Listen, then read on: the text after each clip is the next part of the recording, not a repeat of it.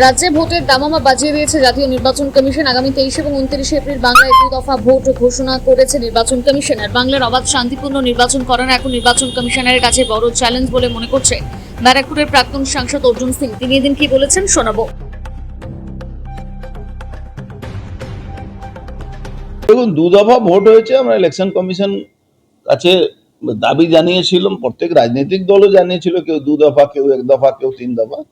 Election commission সমস্ত তার security system সব বুঝে 2 দফা ঘোষণা করেছে। আমরা স্বাগত জানাচ্ছি।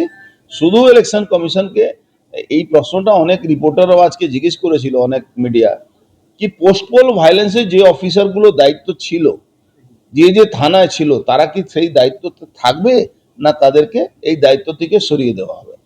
দ্বিতীয়, যে আইপিএস অফিসাররা লাস্ট ইলেকশনে তাদেরকে ইলেকশন কমিশন সরিয়ে দিয়েছিল, এই ইলেকশনেও তাকে সরাবে কি সরাবে না। 25 জন আইপিএস আইএস অফিসারকে বাংলা থেকে বাইরে পাঠিয়ে দেওয়ার জন্য একটা নোটিফিকেশন হয়েছিল, সেই অফিসারগুলো এখনো যায়নি বহু জায়গা।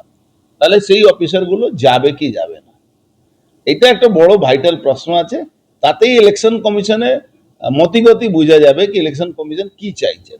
বাংলায় সুষ্ঠু শান্ত ভোট চাইছেন, না বাংলায় ওই পুরনো প্রথা অনুযায়ী ওই বলবে, করবো, দেখবো, মেরে দেবো, কেটে দেবো, এই হবে ওই হবে, আর লাস্টে ভোটের দিন 2 দিন আগে থেকে যারা অবজারভার থাকে, অ্যাডমিনিস্ট্রেটিভ অবজারভার, পুলিশ অবজারভার, সব ছোটো জগন্নাথ হয়ে বসে থাকে আর পুলিশ দখলে নিয়ে নেয়। 100 মিটারের ভিতরে যদি স্টেট পুলিশ ঢুকে, যদি পুলিং এজেন্ট সরকারি পার্টি ভিতরে ঢুকে, কোনোদিন সুষ্ঠু শান্তভাবে হতে পারবে না। ওয়েবকাস্টিং কে চালায়?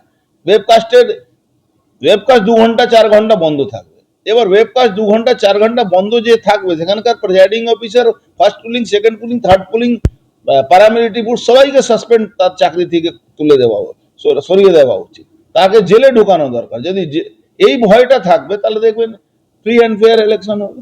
মুখে বললে free and fair Bangla vote হয় না। বারবারই দাবি হচ্ছে কেন্দ্রীয় নিরাপত্তা দিয়ে, কিন্তু দেখা যাচ্ছে লুটপাটের সময় লোকাল থানার পুলিশ এবং সমস্ত পুলিশের অ্যাড্রেসেই কেন্দ্রীয় নিরাপত্তা চলছে। কেন্দ্রীয় নিরাপত্তাকে ফ্রি হ্যান্ড যদি দেয় ইলেকশন কমিশন, তাদেরকে ডান্ডা চালানো অধিকার দেয়, তাহলে কিন্তু ফ্রি অ্যান্ড ফেয়ার হবে। তাদের মধ্যে ভয় দেখানো বহু প্যারামিলিটারি লোকেরা আছে, তারা পয়সা থেকে বিক্রি হয়ে যায়। মদ মেছেলে এখানে তো সবই ব্যবস্থা তৃণমূল করে দেয়, তার জন্য ওরাও বিক্রি হয়ে যায়। এবার এই যে এর উপরে যে মনিটরিং, ওয়েবকাস্ট 100% বলছে ওয়েবকাস্ট হবে, 100% ওয়েবকাস্ট হবে। যদি যে ভুল ধরা পড়ে তার চাকরি বা জেল যাবে, এটা তো বলছে না, এটা তো বলা দরকার। এটা না বললে তো লাভ কি আছে? এটা বরাবরই শুনি 100% ওয়েবকাস্ট হবে, মাইক্রো অবজারভার থাকবে, অমুক থাকবে, তমুক থাকবে। বাট হয় কি, যারা ডি গ্রুপ কর্মচারী তারা ফার্স্ট পুলিং সেকেন্ড পুলিং, আর যারা কন্ট্রাকচুয়াল তারা ফার্স্ট পুলিং সেকেন্ড পুলিং, যারা কন্ট্রাকচুয়াল ছিল তারা বিএলও হয়েছিল। সরকারি কর্মচারী কোথায় আছে? পারলে অন্য রাজ্য থেকে কর্মচারী নিয়ে আসার দরকার আছে এখানে। কিন্তু এরা যারা কন্ট্রাকচুয়াল, সিভিক ভলেন্টিয়ার বলছে, সিভিক ভলেন্টিয়ার ঢুকতে পারবে না, দেখবেন সব সিভিক ভলেন্টিয়ারই করছে। এখন খাকি ড্রেস, সাদা ড্রেস বানিয়ে ওদেরকে ঢুকিয়ে দেবে। মমতা ব্যানার্জি সব পারে। মমতা ব্যানার্জি এই মিথ্যা কথা বলতে বলতে প্রত্যেকটা ব্যাপারে মিথ্যা কথা বলছে। একটা সুবিধা কি আছে, যে মরা vote, false vote, double entry, এই ভোটগুলোর নামটাই থাকবে না, মারবেটা কি আছে, এটা একটা সুবিধা আছে। কি মারবেটা কি, তাও আমি বলছি ব্যারাকপুরে মানুষ তৈরি আছে, যে ভাষায় প্রশ্ন সরকারি দল করবে তার সেই ভাষায় জবাব দেওয়া হবে। সিসি ক্যামেরা পর্যাপ্ত পরিমাণে রাখার নির্দেশ 100% বলেছে, পর্যাপ্ত সংখ্যা বলেনি, 100%। কিন্তু যদি ওই ওয়েবকাস্টিংটাকে বন্ধ করে দেয় স্টেট মেশিনারিকে দিয়ে, তাহলে যে অফিসার আন্ডারে আছে, যে pulling officer, presiding officer, paramilitary officer, তাদের সাসপেন্ড, জেল ঢোকানো যদি এই সিদ্ধান্ত না নেয়, তাহলে কিন্তু ওটা কোনো লাভ হবে না।